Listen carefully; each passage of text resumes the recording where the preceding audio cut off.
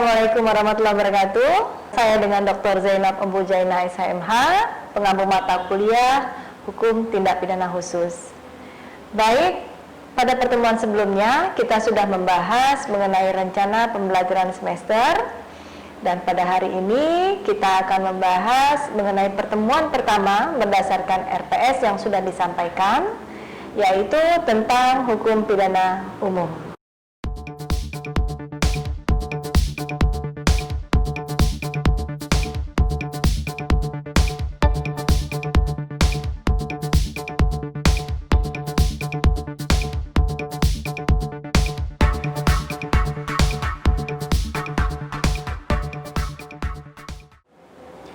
Baik, untuk pemahaman atau pengertian definisi dari hukum pidana, itu ada umum dan ada khusus.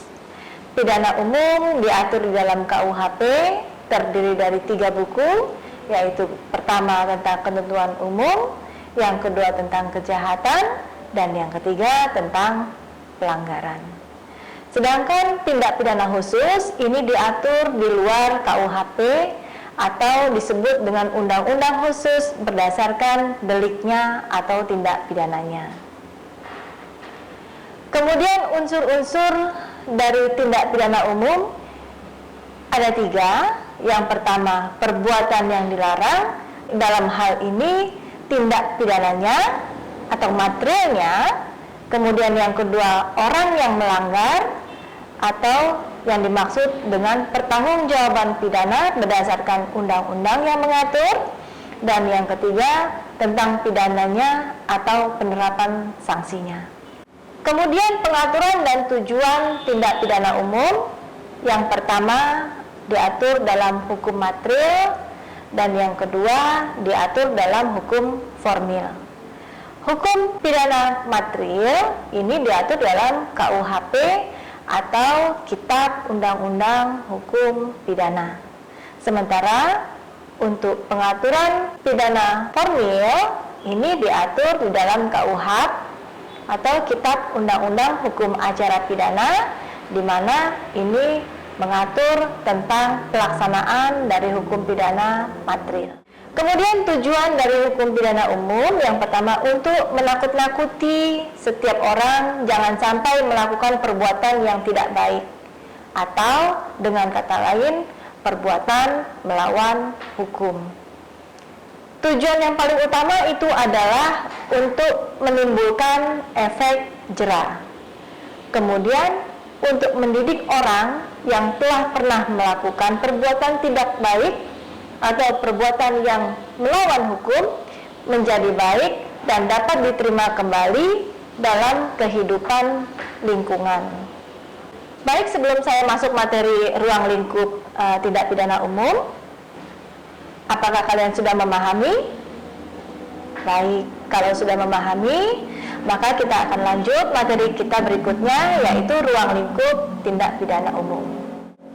Ruang lingkup tindak pidana umum ini diatur di dalam pasal 1 ayat 1 KUHP, atau yang sering disebut dengan azas legalitas, di mana azas legalitas ini adalah nullum delictum nulla puna sine prapia lege ponale.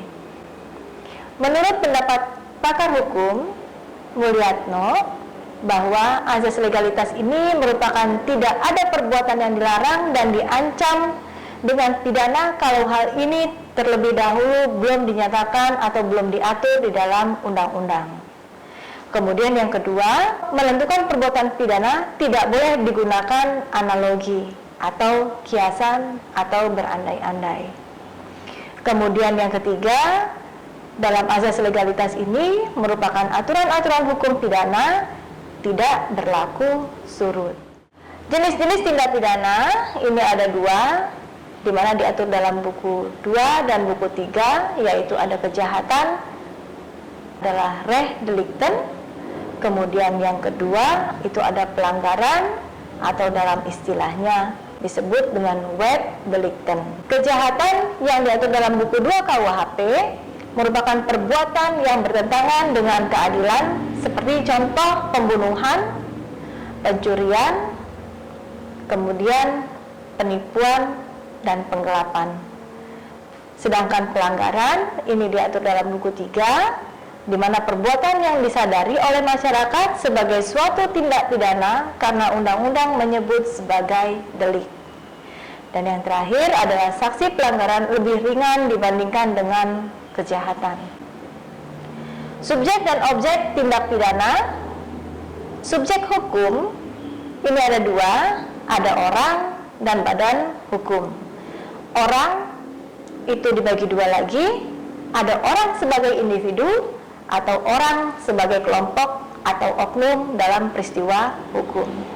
Sedangkan badan hukum ini adalah kumpulan yang mempunyai hak dan kewajiban sebagaimana diatur di dalam undang-undang, seperti contoh PT, CP, firma, dan lain sebagainya.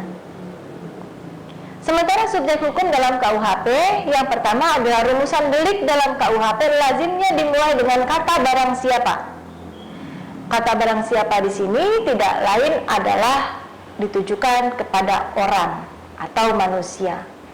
Kemudian pada pasal 10 KUHP ini memuat tentang jenis pidana yang diancam hanya dapat dilakukan oleh orang, seperti contoh pidana mati, penjara, kurungan, hanya dapat dijalani oleh orang.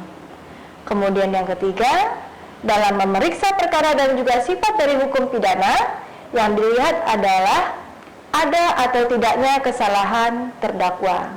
Berarti dapat dipertanggungjawabkan oleh orang, sebab selain orang tidak mempunyai kesalahan dan tidak dapat dituntut pertanggungjawaban atas perbuatan yang dilakukannya. Baik, kita lanjut. Objek hukum. Kitab Undang-Undang Hukum Acara Pidana dan Undang-Undang Pidana di luar KUHP, seperti contoh Undang-Undang Tindak Pidana Korupsi, Undang-Undang Tindak Pidana Narkotika, dan undang-undang lainnya, di mana diatur secara khusus berdasarkan delik yang sudah diatur. Kemudian ketentuan pidana yang terdapat di dalam peraturan daerah.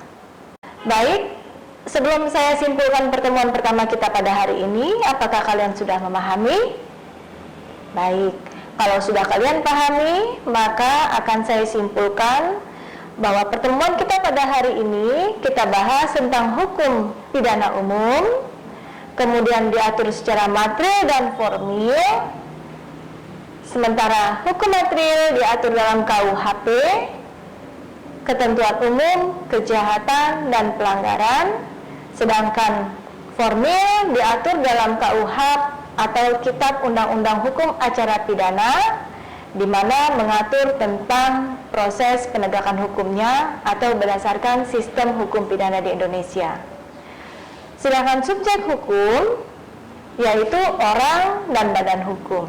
Sementara tujuan dari hukum pidana umum itu sendiri adalah menimbulkan efek jera.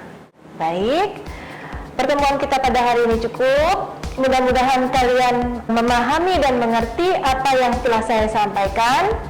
Jika ada hal-hal yang belum kalian pahami, silahkan kalian kirimkan melalui via email atau media sosial lainnya. Akan kita jawab dan akan kita ulas kembali pada pertemuan berikutnya. Terima kasih. Wassalamualaikum warahmatullahi wabarakatuh.